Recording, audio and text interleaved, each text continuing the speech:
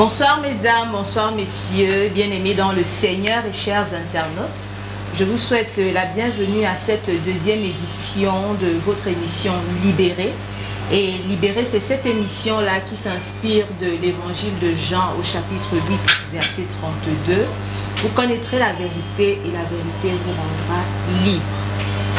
Je vous donne le temps de vous installer, de bien placer votre ordinateur, vos écouteurs, votre téléphone, tout récepteur que vous avez et restez focus sur le site de la www.nbmministries.com.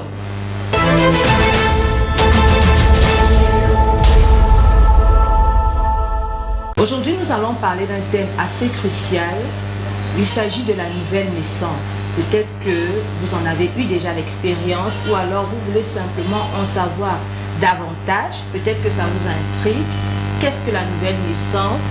Nous aurons l'occasion d'en parler dans les minutes qui suivent. Et pour cela, je ne suis pas seule, je suis entourée de deux bien-aimés. J'ai à ma gauche le pasteur Dick Lefata. Bonsoir pasteur. Bonsoir Blandine. Et à ma droite, le frère Samuel Njen. Bonsoir. Bonsoir Blandine. Je vous souhaite à vous également la bienvenue.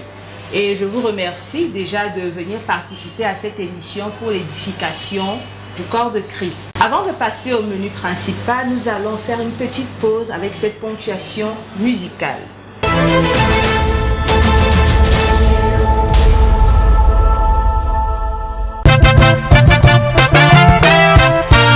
yes. Come on. Il est de mon côté, Jésus est de mon côté. Les filles et mes Il mamans. est de mon côté, le roi est de mon côté. Allons-y, go. Il est de mon côté, Jésus est de mon côté. Voilà. Il est de mon côté, le roi est de mon côté. Sont les hommes. Il est de mon côté, Jésus est de mon côté. Encore. Il est de mon côté, le roi est de mon côté. Jésus est de mon côté. Le roi est de mon côté. Les démons sont avertis. Satan tremble déjà. Mes ennemis sont confondus. Hey. Jésus est de mon côté. Oh oui, Jésus est de mon côté. Oh. Jésus est de mon côté. Le roi est de mon côté. Le roi est de mon côté. Les démons sont avertis. Les démons sont avertis. Regardez, Satan tremble déjà. Satan tremble déjà. Mes ennemis sont confondus. Mes ennemis sont confondus. Parce qu'ils ont compris. Jésus est de mon côté. Eva, Eva, Eva, Eva, Eva, Eva, Eva, Eva, Eva, Eva, Eva, Eva. Oh.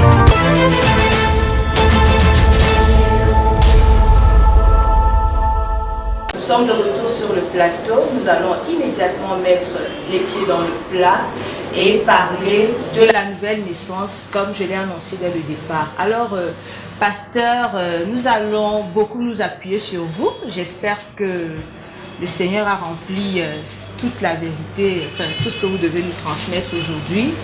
Je vais aller de manière assez simple. Qu'est-ce que la nouvelle naissance? Merci.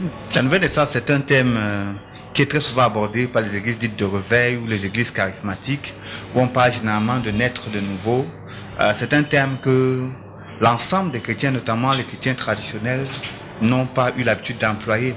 Pourtant, ce n'est pas tiré de très loin, c'est sorti des Écritures.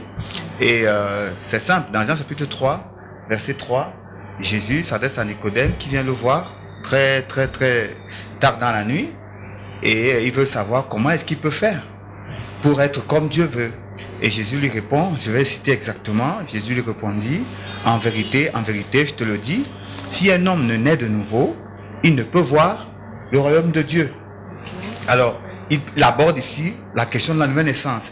Et quand Nicodème pose la question, mais qu'est-ce que ça signifie? Puisque c'est de ça qu'on parle aujourd'hui, qu'est-ce que ça signifie, naître de nouveau? Est-ce que moi, qui suis déjà vieux à cet âge, Nicodème avait certainement plus de 50, voire 60 ans à cette époque, comment je vais entrer encore dans le ventre de ma mère pour naître à nouveau? Et Jésus lui dit, ce qui est né de la chair est chair, et ce qui est né de l'esprit est esprit. Ça, c'est les écritures que nous citons. C'est ça la première écriture. Alors, au Au début de l'évangile de Jean, Jean introduit, je parle ici de Jean l'apôtre de Jésus-Christ, il introduit son évangile et il parle de la lumière qui est venue dans le monde, qui est venue chez les siens. Mais il dit une chose, à tous ceux qui l'ont reçu et qui ont cru en elle, elle a donné le pouvoir de devenir enfants de Dieu. Okay. Et il continue en disant lesquels sont nés. Ce qui veut dire que devenir enfant de Dieu passe par une naissance qui est donc spirituelle. Comment donc définir cela? Parce que certains définissent la nouvelle naissance comme une expérience. Ça va bien au-delà de cela. Certains définissent cela comme le fait peut-être de fréquenter une église pentecôtiste ou d'avoir le langage des églises pentecôtistes ou des églises dites de réveil. Ça n'a rien à voir avec cela. Naître de nouveau, c'est entrer dans le royaume de Dieu par la vertu de l'esprit. Puisque le royaume de Dieu n'est pas un royaume physique, n'est pas un royaume humain, c'est un royaume spirituel. Alors pour entrer dans ce royaume, il y a une porte spirituelle qui est Jésus-Christ. Et c'est lui qui est la porte pour faire entrer dans le royaume. C'est comme la naissance naturelle. Quand on est humainement parlant, on entre dans le monde des humains. Et il y a une porte, il y a un moyen par lequel on entre. Et dans les choses spirituelles également, la naissance spirituelle est le fait d'entrer dans le royaume. La difficulté que nous aurons peut-être, c'est comment est-ce que nous allons la définir exactement pour que dans l'esprit de tout un chacun, cela soit clair. Je vais revenir avec... déjà, je vais profiter pour reprendre la référence biblique parce que vous avez le droit de vérifier à la maison. C'est dans le Nouveau Testament, l'évangile de Jean, chapitre 3, au verset 3. Exactement. Ok. Alors, ce que je voudrais savoir, est-ce que tout le monde peut naître de nouveau? Ou alors il y a des gens en particulier à qui ce message s'adresse?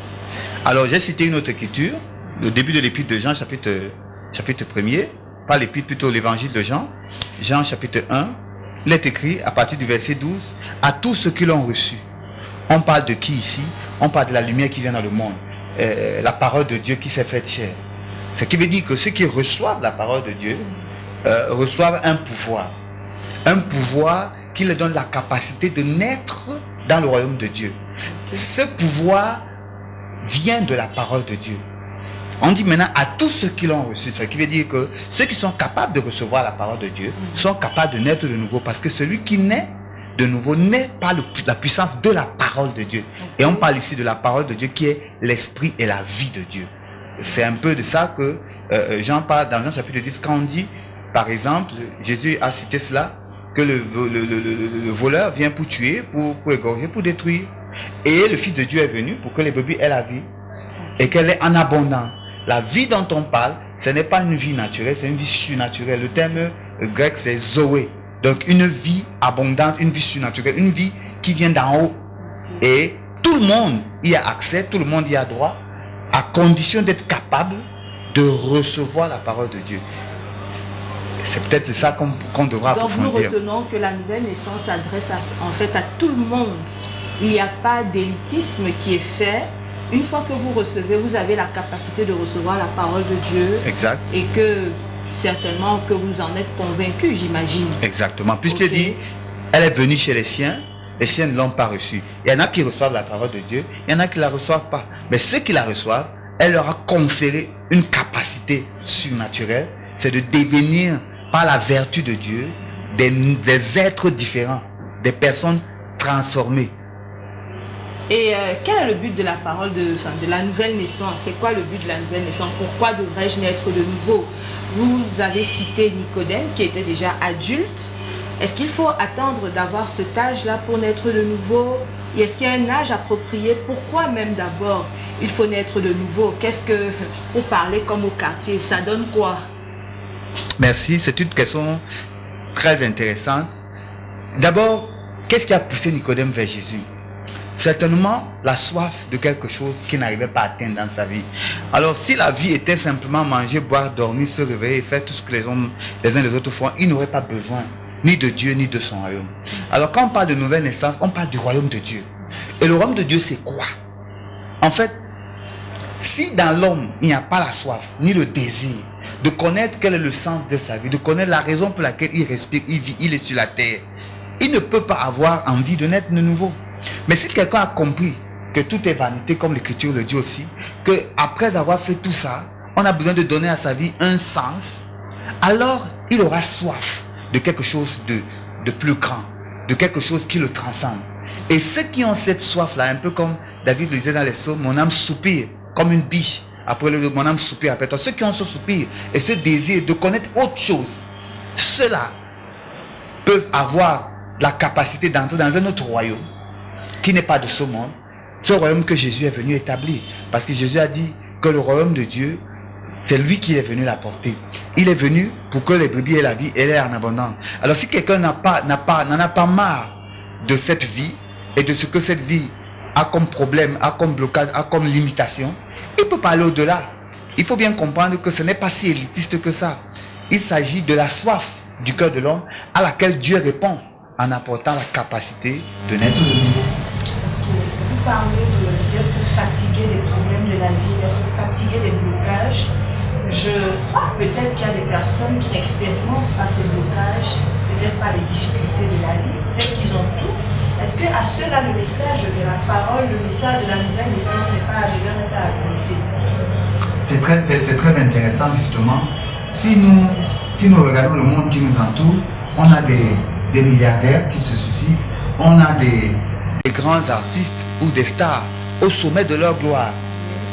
C'est rempli dans l'histoire du monde, qui ont pris des comprimés, des grands acteurs qui avaient tout, les hommes à leurs pieds, qui avaient tout ce qu'il fallait, mais qui se sont quand même suicidés ou qui ont fait n'importe quoi. Pourquoi ils l'ont fait? Ils l'ont fait parce que leur vie, au-delà de tout ce qu'ils avaient, n'avait aucun sens. Et évidemment, quand la vie d'un homme n'a pas de sens, il cherche à la trouver dans beaucoup de choses auxquelles il aspire. Il cherche à avoir beaucoup d'argent, il cherche à avoir les femmes à ses pieds, il cherche à avoir le pouvoir, il cherche à avoir la gloire et toutes ces choses. Mais au bout d'un certain temps, quand il n'arrive pas à être satisfait par toutes ces choses, il se rend bien compte qu'il y a quelque chose au-delà de tout ça. C'est pourquoi, riche ou pauvre, blanc ou noir, petit et grand, puisqu'il s'agit de la vie surnaturelle, de la vie que Dieu a donnée à tous ceux qui l'aiment et tous ceux qui veulent bien le chercher, c'est disponible, pourvu seulement que on puisse regarder au-delà de la vision de l'homme, de la compréhension de l'homme très limitée que nous sommes. Merci bien, pasteur. Pour moi, c'est très intéressant, c'est assez enrichissant pour moi. Est-ce qu'il y a des preuves? Je nais de nouveau, ou alors comment est-ce que je peux identifier que ceci, c'est la manifestation d'une nouvelle naissance? Est-ce qu'il y a des preuves, est-ce qu'il y a des caractéristiques de la personne pour identifier la personne qui est née de nouveau? Merci, c'est une très bonne question. C'est comme un enfant qui naît. Il faut qu'on se comprenne. Naître n'est qu'une étape. Il faut naître, il faut se nourrir, il faut être encadré, il faut grandir jusqu'à devenir quelque chose. Le fait de naître en lui-même, forcément, il y a toujours des signes qui accompagnent cela. Comme chaque chose vient par un signe.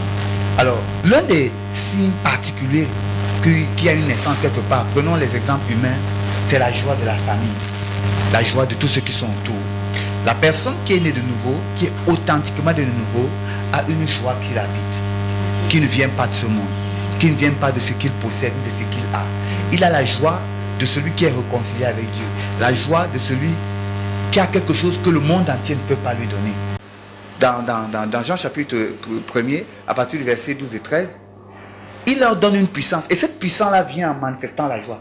Et effectivement, quand on grandit et qu'on apprend à marcher, on se rend compte qu'on ne marche plus selon les canons humains, oui, ni selon la capacité ou la logique humaine. On a maintenant la direction du Saint-Esprit. Romains 8 dit que tous ceux qui sont conduits par l'Esprit sont des enfants de Dieu.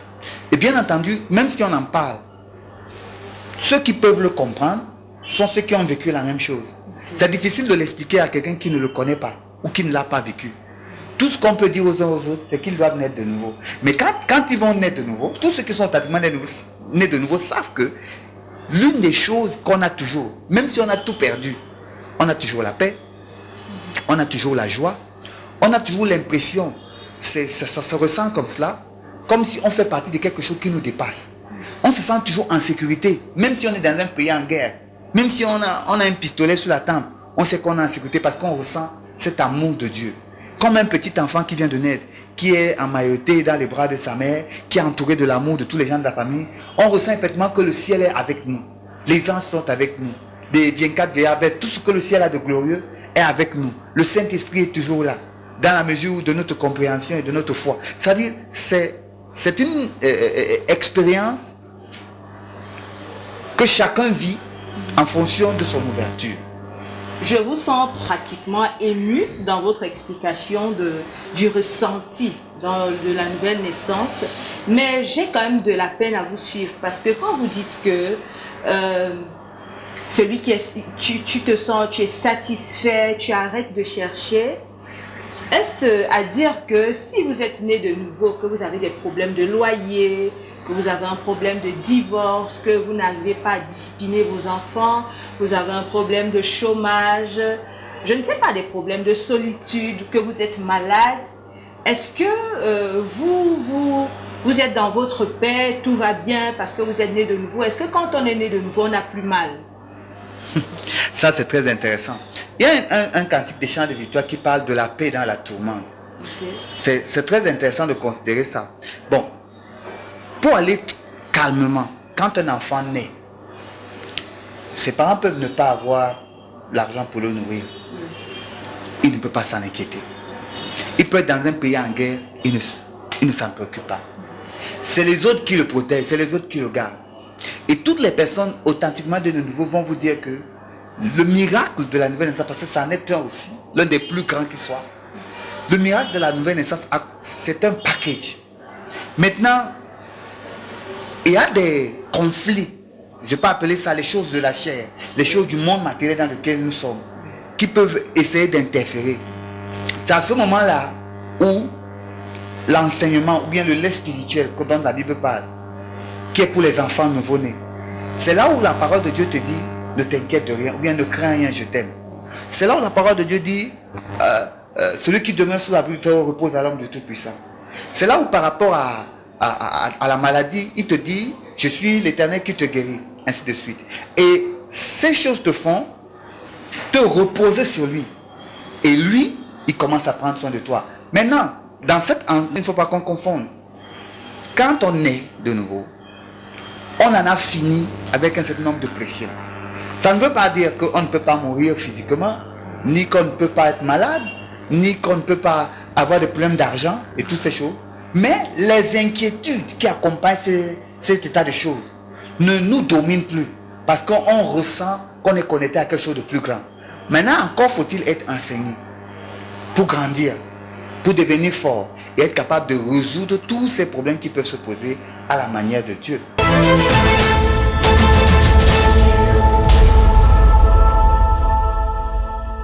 Nous sommes à nouveau sur le plateau de Libéré et n'oubliez pas, aujourd'hui nous parlons de la nouvelle naissance. Alors pasteur, je reviens une fois de plus vers vous. Est-ce que la nouvelle naissance entraîne des responsabilités? Bien sûr, merci, c'est une très bonne question. Alors, naître, ça ne vient pas de nous. Parce que c'est la semence de Dieu qui se manifeste. C'est Dieu qui nous fait naître. C'est clair. Mais une fois qu'on est, on a la responsabilité de grandir. Il fait tout pour qu'on grandisse. Encore faut-il qu'on grandisse effectivement et qu'on le reflète dans toute notre vie. Alors, une portion de l'Écriture le montre très bien. Romains chapitre 12 dit que soyez transformés, ne vous conformez pas, Romains chapitre 12 verset 2, ne vous conformez pas au siècle présent, mais soyez transformés par le renouvellement de l'intelligence. Alors, il s'agit de naître de nouveau. Alors, quand on parle de nouvelle naissance, ça veut dire que tout redevient nouveau. Donc, et 2 Corinthiens 5:17 dit, si quelqu'un est en Christ, il est une nouvelle créature. Dans des versions plus profondes, il est dit une nouvelle création. Ce qui veut dire qu'il est question de tout ramener à neuf, de tout remettre à jour. Comme on parle de mise à jour. Donc, totalement, tout va changer. Notre façon de parler, notre façon de marcher, notre façon d'être. Et pour être capable de vivre cela, il va falloir grandir à travers la parole de Dieu. D'abord, on va recevoir le lait. Et de plus en plus, Dieu va commencer à nous demander des choses un peu plus difficiles. Un peu plus difficiles pour que notre foi grandisse davantage et que nos muscles spirituels, s'il faut parler comme ça, deviennent de plus en plus durs. Et comme ça, nous serons capables d'être réellement ses représentants, ses fils et ses filles, pour faire ce que lui, il doit faire ou bien il devrait faire s'il était un homme comme nous. Donc, cette responsabilité que nous avons, c'est d'être comme Christ. C'est-à-dire que Jésus était le Fils de Dieu, étant dans le corps physique, dans le corps de chair, il faisait ce que Dieu seul peut faire. Pardonner les péchés, guérissait les malades, il annonçait le royaume, il était la lumière dans les ténèbres. C'est notre responsabilité, étant né de nouveau, de ne pas juste chanter à l'église et de dire Alléluia, merci Seigneur, je suis né de nouveau, mais d'entrer dans la société dans laquelle nous sommes, de l'illuminer par notre attitude, par notre comportement, en manifestant l'amour, en manifestant, comme Galate en parle, les fruits de l'esprit.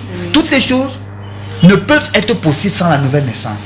Et quand vous regardez maintenant dans nos églises, des gens incapables de manifester le fruit, c'est qu'ils ne sont pas véritablement nés de nouveau. Parce qu'être né de nouveau, ce n'est pas le fait de l'homme. La Bible dit qu'ils ne sont pas nés de la chair, ni de la volonté de l'homme, ni du sang, mais ils sont nés de Dieu. Des gens font beaucoup de sacrifices, font beaucoup de choses, sont très admirés des hommes, mais être né de nouveau, les preuves viennent de Dieu et se manifestent. Et nous avons la responsabilité, si nous sommes nés de nouveau, de nous attacher à ce qui est en haut, à être comme Dieu veut et à refléter sa nature. Ce qui veut dire que nous ne pouvons pas faire ce que tout le monde fait. Nous ne pouvons pas rire quand tout le monde rit. Ça dépend de la parole de Dieu. Nous passons à travers un filtre. D'autres disent à travers le feu même. Pour être purifié et devenir exactement tel que Dieu veut. C'est-à-dire que totalement invincible. Totalement au-dessus de tout. Et parfois c'est douloureux. Parce que c'est ça la croissance. Quand les dents de l'enfant poussent, ça fait mal. Quand ses os grandissent, ainsi de suite. Donc voilà à peu près les responsabilités qui sont énormes parce que la parole de Dieu, nous devons encore la suivre. Suivre les enseignements, nous attacher à Dieu, marcher par la foi tous les jours de notre vie et tout faire pour que la nature de Dieu transparaisse dans nos actes avec l'impact, les conséquences qu'il faut avoir. Et par rapport à cela, ce n'est pas facile. Jésus a dit, et je voudrais terminer par là, que si quelqu'un veut me suivre, qu'il renonce à lui-même. C'est ça les signes de la nouvelle naissance. Il renonce à lui-même, il se charge de sa croix et il se met à me suivre. Ce qui veut dire qu'il y a des douleurs, il y a des souffrances. Mais à la fin, c'est quoi? C'est comme Christ. Christ est mort sur la croix, insulté par tout le monde, méprisé par tout le monde. Mais aujourd'hui, il est devenu la lumière du monde. Il est devenu le sauveur de l'humanité. Qu'on le veuille pas, Jésus-Christ est la lumière du monde. Et c'est notre responsabilité de porter sa croix, de le suivre. Pour qu'au travers de nous aussi, le monde voie cette lumière et entre dans le royaume. Gloire à Dieu. Alors, pasteur, je vais vous laisser un tout petit instant et me tourner vers mon bien-aimé, le frère Samuel Ndjem. Bonsoir Samuel. Bonsoir Blandine. Alors, je vais essayer d'entrer dans un cas pratique avec vous. Le pasteur nous a emmené, nous avons presque surfé sur une vague et tout, pour rendre ça beaucoup plus pratique, beaucoup plus digeste pour ceux qui peut-être ne sont pas habitués à ce genre de langage. Je vais vous demander à vous, est-ce que vous pouvez partager avec nous votre expérience? Est-ce que d'abord vous êtes né de nouveau? Bien évidemment, je suis né de nouveau. Vous êtes né de nouveau et ça fait combien de temps que vous êtes né de nouveau? C'est une grâce aujourd'hui pour moi de parler de Dieu parce que depuis 2009, j'ai donné ma vie à Dieu. J'ai confessé le Christ dans ma vie. Et depuis cette année-là, j'ai reçu ce qu'on appelle le renouvellement de ma pensée. C'est-à-dire quand je suis né de nouveau, il y a eu un renouvellement de ma pensée. C'est-à-dire que des choses que je vivais avant, je me suis rendu compte qu'il fallait effectivement que je change mon mode de vie. Alors je vais vous interrompre littéralement parce que avec vous, je voudrais que nous entrions vraiment dans les détails. Les choses que vous viviez avant, il s'agit de quoi exactement? Aujourd'hui, avec la différence que je peux quand même faire, c'est quoi? C'est que je vivais dans le péché, par exemple, c'est-à-dire le péché de la fornication. J'ai vécu dans le péché, par exemple, du mensonge. Aujourd'hui, je me rends compte que on ne peut pas suivre Christ avec ce genre de fardeau. Et si aujourd'hui je devrais suivre Christ également, il faudrait vraiment que j'essaye de mettre en pratique toutes ces recommandations. Donc voilà comment aujourd'hui. Mais je tiens à rappeler que c'est pas aussi facile. Ok. Est-ce que ce que je veux savoir, c'est comment est-ce que le message de la nouvelle naissance vous est parvenu? Est-ce que vous êtes réveillé un matin et puis dans votre chambre, vous avez senti non, il faut que je naisse de nouveau? Comment est-ce que ce message vous est parvenu? Avant, quand je venais à l'église, je venais par curiosité. Donc C'est-à-dire, vous veniez à l'église avant de naître de nouveau. J'allais à l'église par Ok. curiosité jusqu'au jour où mon pasteur prêchait de l'évangile et je me suis rendu compte que je n'étais vraiment pas enfant de Dieu. Et là, il fallait automatiquement que je confesse le Seigneur Jésus-Christ comme sauveur et Seigneur dans ma vie. Ok. Et à partir de là, j'ai compris qu'il fallait automatiquement que je me radicalise d'abord dans ma façon de voir et dans ma façon de faire certaines choses. Vu les circonstances actuelles, quand vous parlez de radicalisation, il s'agit de quoi? Est-ce qu'il faut aller vers ces communautés-là qui ne croient pas en Jésus-Christ ou qui ne croient pas en la nouvelle naissance, placer des bombes, les agresser, leur promettre tout genre de malheur? Qu'est-ce que vous appelez la radicalisation? Vous savez, avec la petite expérience que j'ai aujourd'hui, j'ai compris que le royaume des cieux appartient à ceux qui sont violents. Ça veut dire quoi? Quand je parle de radicalisation aujourd'hui, vous savez, quand vous avez accepté de suivre le Christ, vous êtes court-circuité par le malin qui essaie toujours de vous tenir captif, de vous ramener en arrière. Alors, quand je parle de radicalisation, j'essaie de dire par là qu'il faudrait que c'est-à-dire que je me suis fait violence pour pouvoir arriver c'est-à-dire à marcher aujourd'hui selon Christ. Est-ce que vous n'avez pas eu des rejets, des moqueries, des railleries? Effectivement, dans ma propre famille, quand j'ai confessé Christ, ils m'ont demandé un jour, mais dans l'église dans laquelle toi tu vas là, le Christ là, qu'est-ce qui se passe là-bas?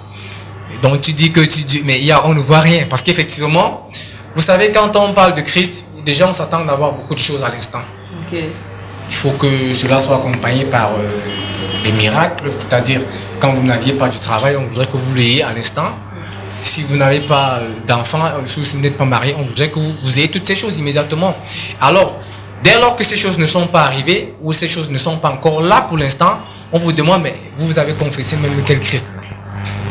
Donc, mais là, c'est un peu, je vais peut-être vous poser la question à vous deux, mais aujourd'hui, dans les églises, on prie, on parle de mariage, on parle de travail, des gens expérimentent tout genre de miracles. Et lui, il dit que quand il est né de nouveau, ces choses ne se sont pas manifestées immédiatement.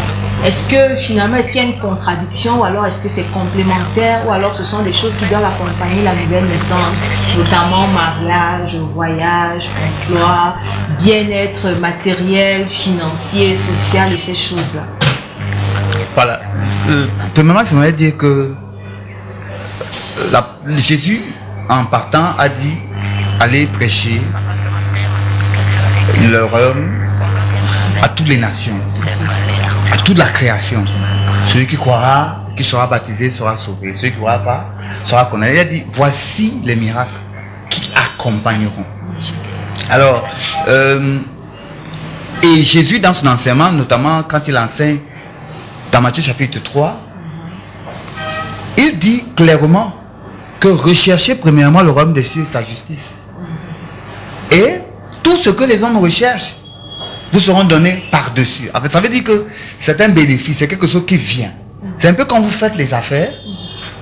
Vous ne faites pas les affaires d'abord pour un bénéfice. Tous ceux qui sont dans les affaires, qui sont vraiment des hommes d'affaires, si vous faites les affaires pour un bénéfice, uniquement vous pensez au bénéfice en lançant l'affaire, vous ne réussirez pas. Il faut répondre à un besoin. C'est ça le cœur de la chose. Répondre à un besoin, apporter une solution pérenne à un problème qui se pose. Maintenant, quand vous apportez la solution, il y a des effets comme des retombées. Alors, le royaume de Dieu, de prime abord, n'a rien à voir avec la richesse matérielle, le mariage ou le bien-être humain. Il s'agit d'abord de mettre notre homme spirituel à l'abri. Parce que l'état de celui qui n'est pas de nouveau, c'est qu'il est séparé de Dieu, de son royaume, des alliances, des promesses et de tout ce que Dieu a pour lui. Ce qui veut dire qu'il vit en deçà de ce que Dieu est capable de lui fournir et de ce que sa vie pourrait être.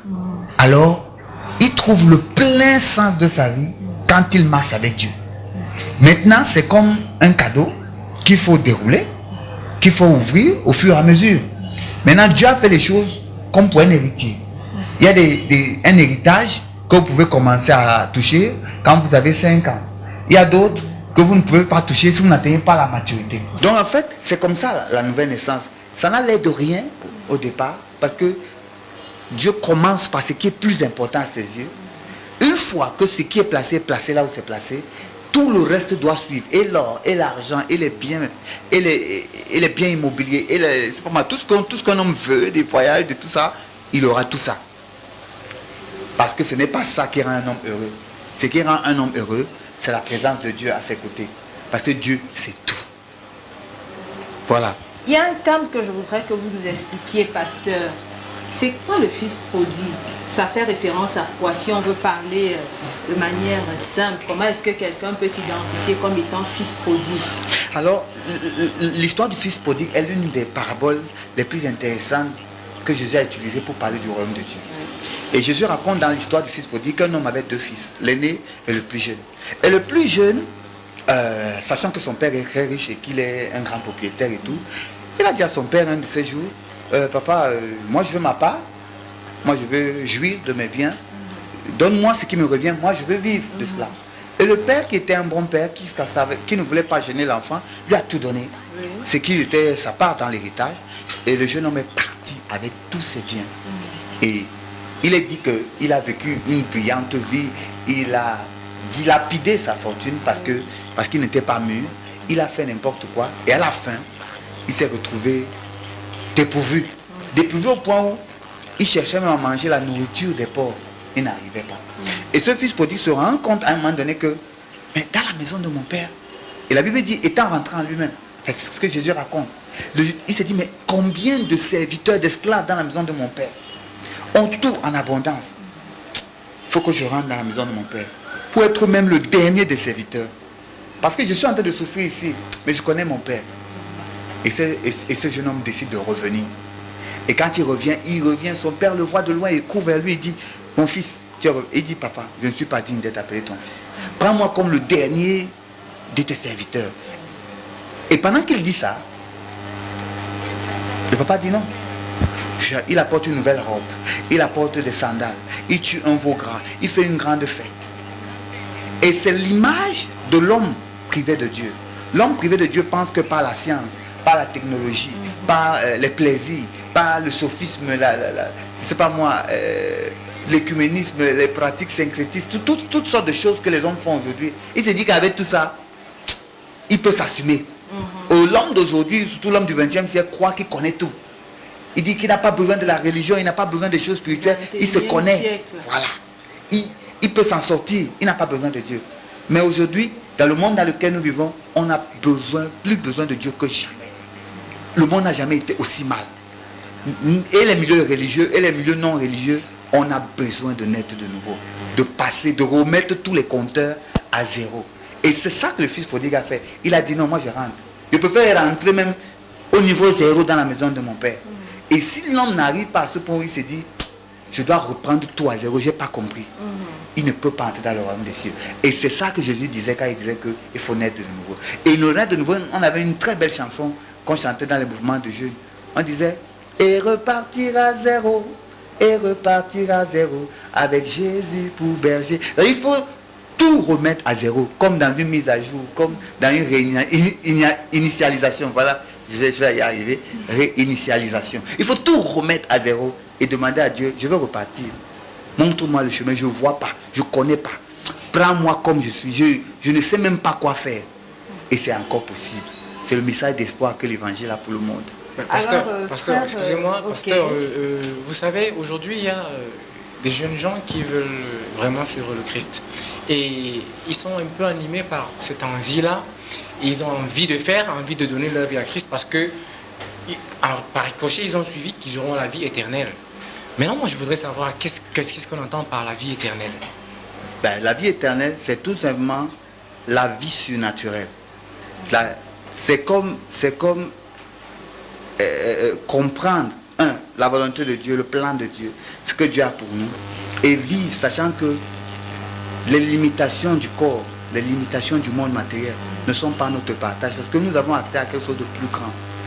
Par exemple, nous sommes vainqueurs sur la maladie. Nous sommes vainqueurs sur la mort parce qu'il y a une résurrection. Nous sommes vainqueurs sur toutes les limitations qui peuvent exister pour la nature humaine, parce qu'avec Dieu, toutes les limites sont brisées, tous les records sont battus. Et si seulement on le savait, alors nous tous nous courions pour dire à Dieu, Seigneur, je veux recommencer. Parce qu'avec toi, ce que je ne me sentais pas capable. Je prends mon propre exemple. Je suis né extrêmement timide. Jusqu'à l'âge de 3 ans ou de 4 ans, je ne parlais pas. Et j'étais quelqu'un presque incapable de parler. Mais aujourd'hui, si je peux parler comme je parle, c'est parce que je suis une nouvelle créature. C'est parce que Dieu a brisé mes limites. Il m'a donné ce que je n'espérais pas, ce que je n'attendais pas. Certes, je crois qu'il y a encore beaucoup de choses qu'il a réservées pour moi. Mais jusqu'ici, comme dit la Bible, je me réjouis. Parce qu'il a fait de moi une nouvelle créature. Si seulement nous pouvions savoir que la vie ne s'arrête pas là, qu'il a mieux à nous offrir, alors on courait vers Jésus-Christ aujourd'hui, maintenant même, pour lui dire, prends ma vie. Et alors on le verrait commencer une œuvre spéciale dans nos vies. Et c'est à chacun d'entrer et de voir, un peu comme on a dit dans la Bible, viens et vois. Peut-être que si quelqu'un ne veut pas lui-même venir expérimenter, il va rester de loin, il va critiquer, il va dire que c'est dur, c'est compliqué. Mais il faut venir, il faut goûter, il faut expérimenter. Et après, ça parle tout seul. Ça n'a pas besoin de pub. Mais Alors, vous savez, frère Samuel, nous allons revenir vers vous, mais je pense que nous allons prendre une petite pause d'abord et ensuite nous allons revenir et vous allez davantage nous parler de votre expérience en Jésus.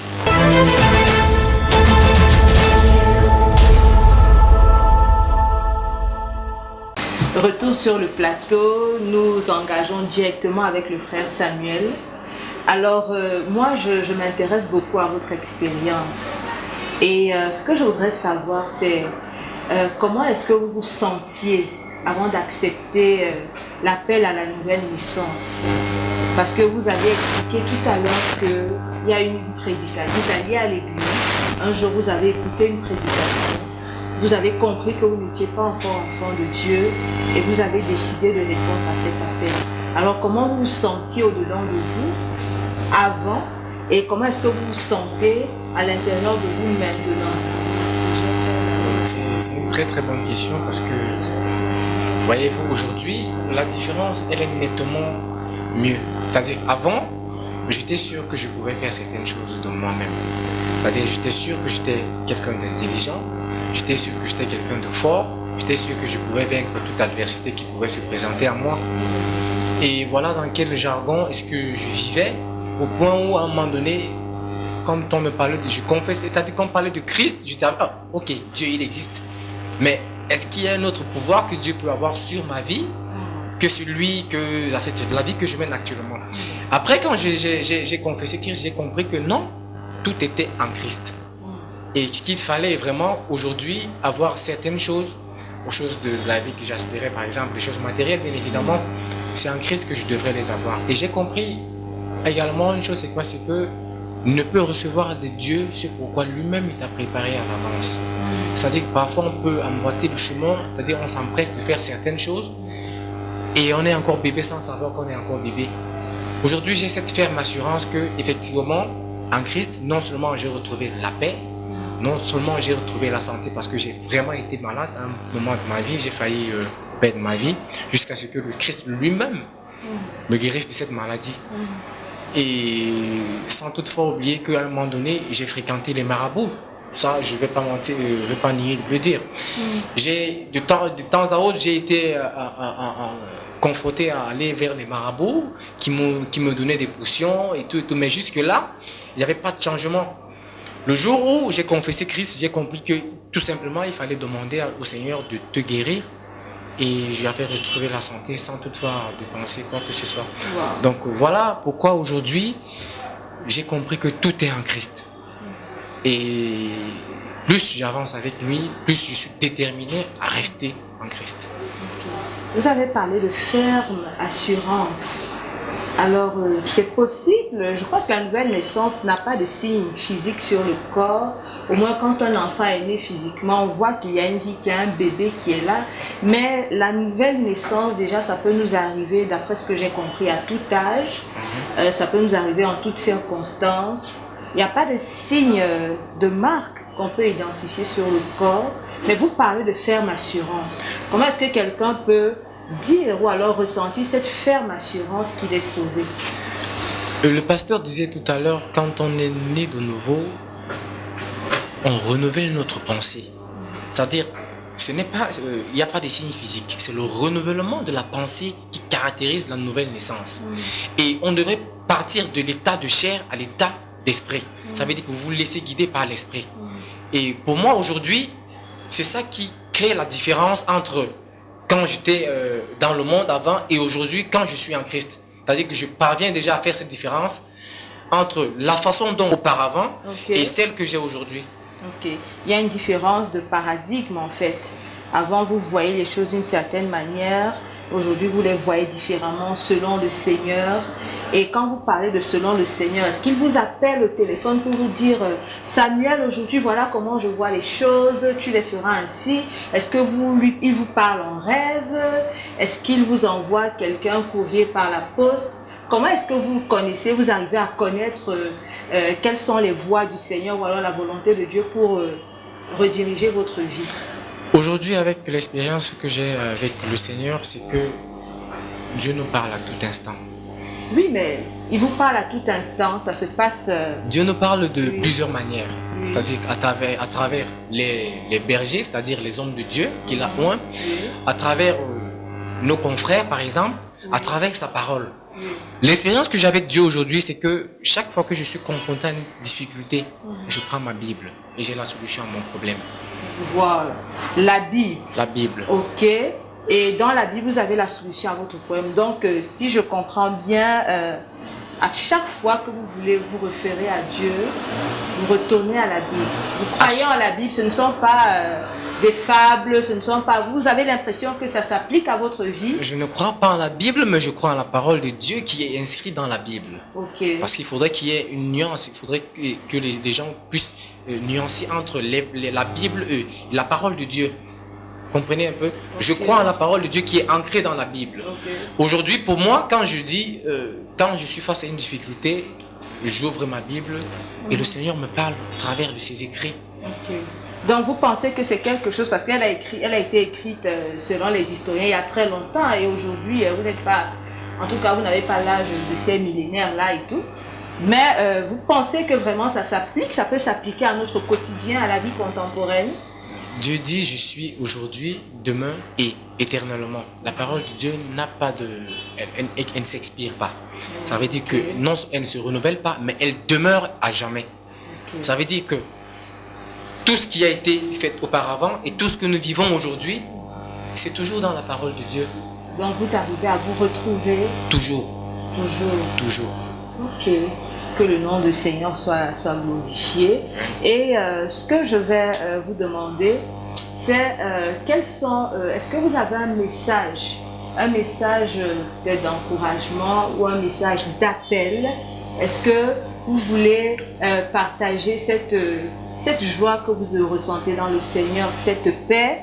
Est-ce que vous avez un message que vous voulez adresser à quelqu'un, peut-être dans votre famille, je ne sais pas? Est-ce que dites-leur quelque chose qui vient de votre cœur? Parlez-leur de Jésus, de Jésus que vous avez expérimenté. Aujourd'hui, ce que je vais dire, je vais m'adresser certainement aux membres de ma famille. S'il y a un regret, parce que j'éprouve un regret, c'est celui de n'avoir pas confessé Christ très tôt. Wow. Parce qu'aujourd'hui, j'ai l'impression qu'il y a une bonne partie de ma vie qui a été gâchée dans toute cette vie que je menais auparavant. Et aujourd'hui, je retrouve la paix intérieure, je retrouve la solution à tous mes problèmes. Je retrouve cette quiétude, c'est-à-dire les mots me manquent même parfois pour exprimer ce que je vis avec le Christ. C'est pas émotionnellement. C'est des choses qui sont palpables. Parce qu'on dit souvent avec le Christ, et parfois c'est l'émotion qui vous anime. C'est pas l'émotion. Christ, il est vrai, il est réel, il parle. Tandis que vraiment, aujourd'hui, je prie énormément pour que ma famille également confesse Christ. S'il y a une chose que je fais beaucoup plus aujourd'hui dans mes prières, c'est qu'il libère tous ceux-là qui sont tenus captifs dans ma famille, pour qu'ils confessent Christ également. Et nous sommes là pour ça, voilà pourquoi notre émission s'appelle Libérer. Et je le répète toujours, nous nous sommes inspirés de l'évangile de Jean au chapitre 8, verset 32. Vous connaîtrez la vérité et la vérité vous affranchira. Pendant que nous sommes en train de tirer vers la fin, je vais, avec la permission du pasteur, lire ce passage qui est un passage clé, certainement dans l'évangile de Jean, toujours, que nous retrouvons au chapitre 3 et dans son verset 16. Car Dieu a tant aimé le monde qu'il a donné son Fils unique, afin que quiconque croit en lui ne périsse pas, mais qu'il ait la vie éternelle. Alors, nous sommes à libérer, nous avons le devoir de partager avec vous ce que c'est que la vérité. Et comme mot de la fin, nous allons recevoir notre pasteur. Pasteur, je pense que certainement vous avez un appel à lancer à tous ceux-là qui ne connaissent pas encore le chemin pour accéder à la vie éternelle. Oui, la chose, elle est simple. La Bible dit que Nicodème est venu vers Jésus dans la soirée et il lui a demandé qu'est-ce qu'il fallait faire. Et Nicodème, il faut le dire, était un homme instruit, était un homme de gros calibre, était un homme qui avait tout le savoir de son temps et de son âge, mais il y avait dans sa vie quelque chose qui a fait que quand il s'est retrouvé en présence de Jésus-Christ, il a ressenti que toute sa connaissance, toutes ses bonnes manières, toutes ses bonnes œuvres et tout ce qu'il pensait qu'il était, il y avait quelque chose toujours qui lui manquait. Alors il faut que je sois clair. Vous qui nous regardez aujourd'hui, vous pouvez ne pas vous sentir concerné. Je vais vous dire, voilà encore ces gens qui cherchent à faire des disciples et qui veulent entraîner les gens derrière eux. Mais la vérité, c'est quoi? La vérité, c'est que notre temps, notre siècle et notre vie n'est rien. Nous le voyons aujourd'hui avec les attentats qui éclatent par-ci, par-là, avec le cancer, avec les épidémies, avec tout ce qui tombe sur le monde. L'homme est complètement faible. Quand la mort arrive, quand la trahison d'un de ses proches se lève, quand les hommes l'abandonnent, quand sa famille le laisse tomber, quand la femme avec qui il a épousé va vers un autre, notre vie est misérable. Notre vie n'est rien et ne représente rien. Et si toi, aujourd'hui, tu nous écoutes et que tu ressens le besoin de vivre autre chose et que tu es sur le point peut-être de te suicider ou de faire autre chose, nous te le disons sincèrement, tu n'as pas besoin de le faire. Tu as besoin d'une seule chose. Tu as besoin de dire à Jésus-Christ aujourd'hui même, entre dans mon cœur. Fais comme le brigand sur la croix. Dis-lui, même maintenant où ma vie est finie, peut-être tu as fait tellement de gaffes, tu vas peut-être finir en prison. Peut-être tu vas finir dans n'importe où. Mais ne meurs pas comme ça. Avant toute chose, dis-lui aujourd'hui, j'ai gâché ma vie, j'ai gâché mon temps. J'aimerais que tu entres en moi aujourd'hui. Il est écrit, à tous ceux qui l'ont reçu, à tous ceux qui ont cru en elle, elle a donné un pouvoir. Et quand on dit un pouvoir, c'est la capacité d'être quelque chose. Pas par notre propre force, mais à cause du pouvoir qui est en nous. Et ce pouvoir vient dans la parole de Dieu. Cette parole de Dieu que nous partageons avec vous. Et cette parole de Dieu dit qu'il y a un seul chemin. Ce chemin-là, c'est Jésus-Christ. Tu peux baisser ta tête là où tu te trouves. Que tu sois ambassadeur, que tu sois homme d'affaires, que tu sois, je ne sais pas, gourou ou n'importe quoi. Peu importe ta religion, je ne veux pas la connaître. Tu peux être musulman, tu peux être bouddhiste, tu peux être n'importe quoi. Jésus-Christ n'a pas de religion. Jésus-Christ est le Fils unique de Dieu qui est venu du ciel pour nous montrer le chemin du ciel.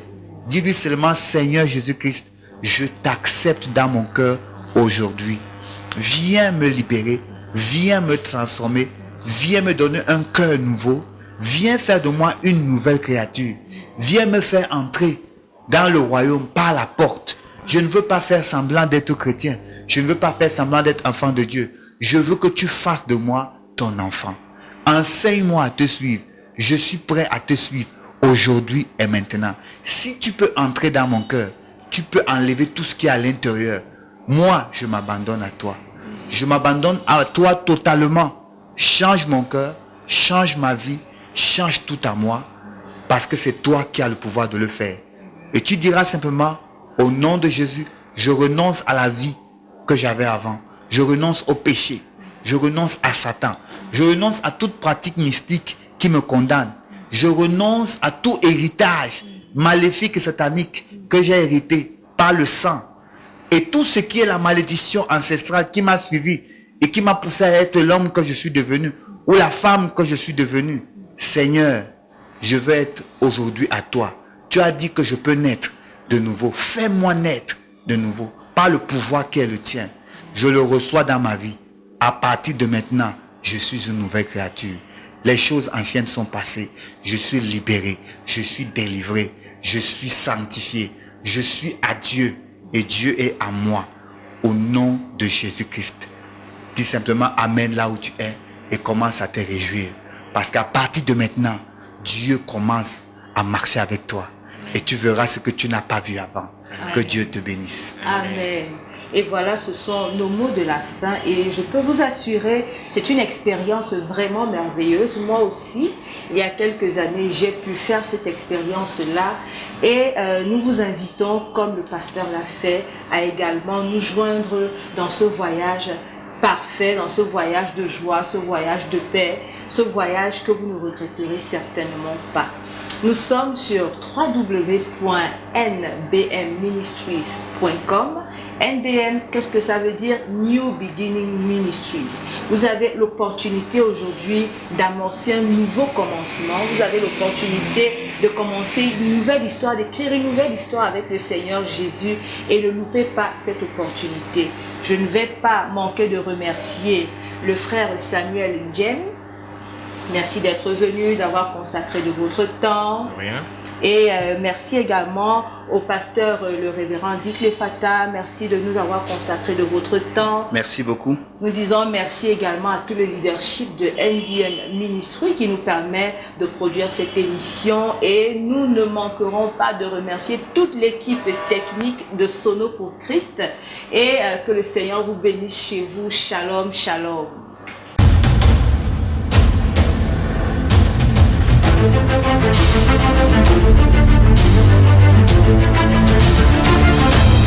Thank you.